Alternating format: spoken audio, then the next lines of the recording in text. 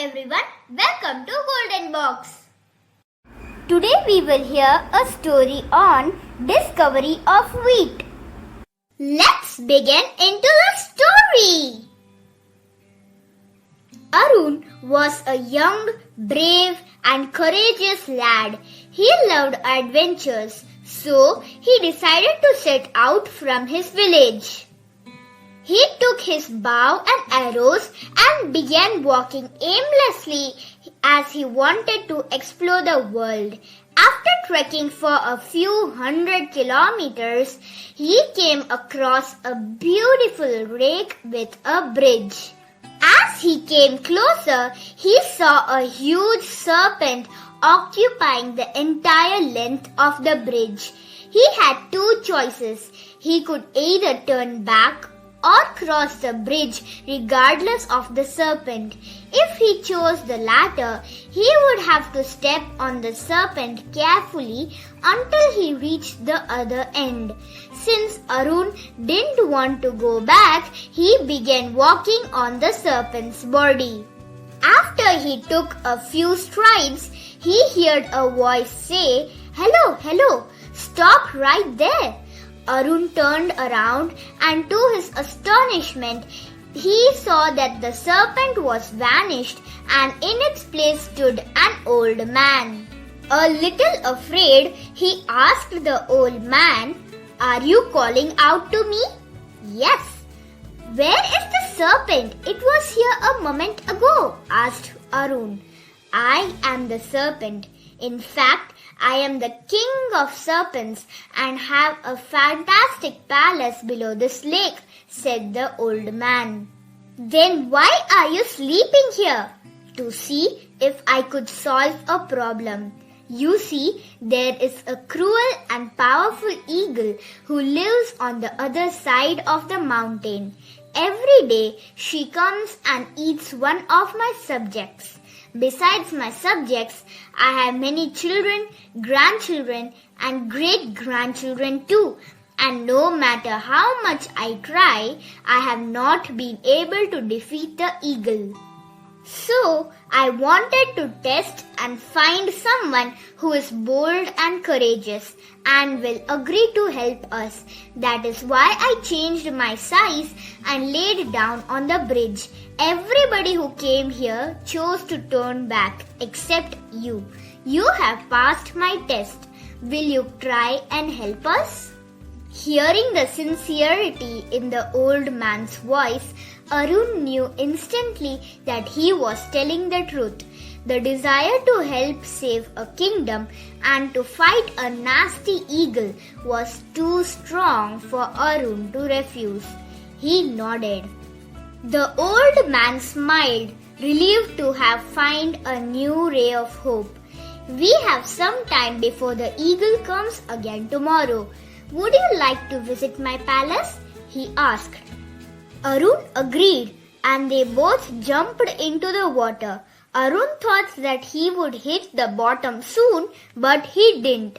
The two men passed through a tunnel and entered a beautiful, impressive city with plenty of plants, fruits and flowers. Many serpents walked around in the form of humans, but there was stillness in the water. Despite the obvious prosperity, no one seemed to be happy. The Serpent King guided Arun to his palace. Soon there was a huge feast laid out in his honor. There was more food than he had ever seen before. After a hearty meal, the king introduced him to his clan. The king thought, "Poor Arun, this might be his last meal." The next morning, the Serpent King and Arun came back to the surface of the lake. It wasn't long before Arun heard a terrifying screech. An enormous and scary eagle was heading towards them, intent on breaking through the water and finding its next victim from the city that lay underneath.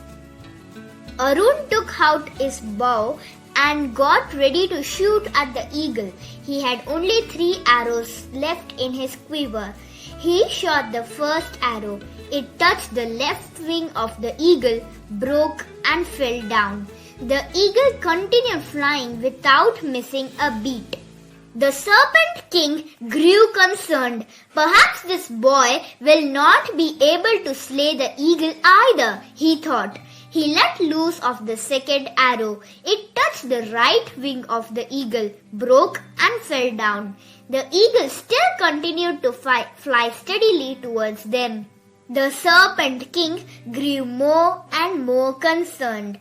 There was only one arrow left now, and the eagle was going to reach them soon.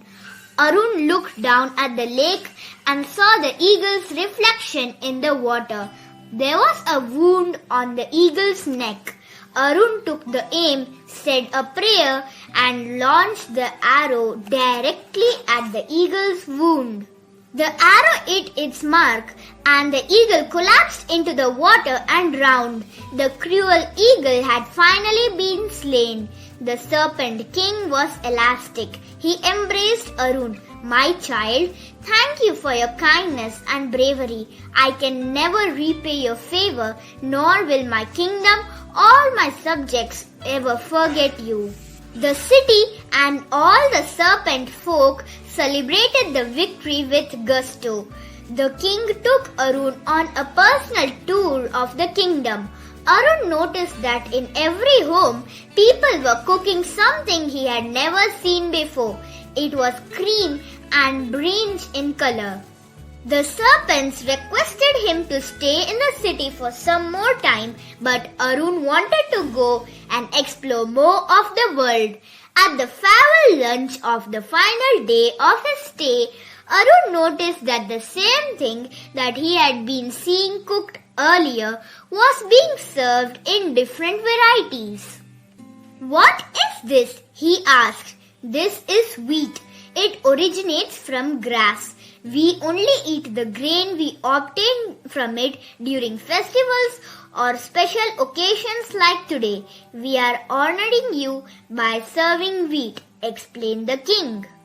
The queen joined in and said, we make a variety of dishes using wheat. It is a vital food and easy to eat and digest. It also gives us lots of energy. Arun tried it and enjoyed it more than anything else that had been served. When he was about to leave, the queen came and presented him with bags and bags of gold nuggets, diamonds, rubies, and emeralds. The king said, this is our gift to you. However, Arun politely refused the gift. He said, I don't need these expensive stones or metals.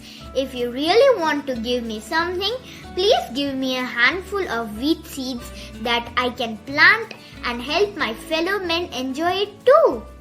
The king and queen exchanged looks. They had never shared this with any human before. The Serpent King said, gratitude is the highest representation of a civilization. We will share some wheat seeds with you and teach you how to grow it. Let your world also enjoy this. Whenever you eat wheat, remember that we shared our secret with you and that you helped us through a tough time. The king handed over a bag of wheat seeds, and soon Arun left the serpent kingdom and returned to the land, bringing the secret of wheat along with him. So friends, this was how humans discovered wheat. It is necessary that we show gratitude and open our mouths and ask something which we want. This was how Arun brought wheat to us. It is now an unavoidable source of food and energy to us. Thanks for watching. This is Golden Box zooming out. Bye.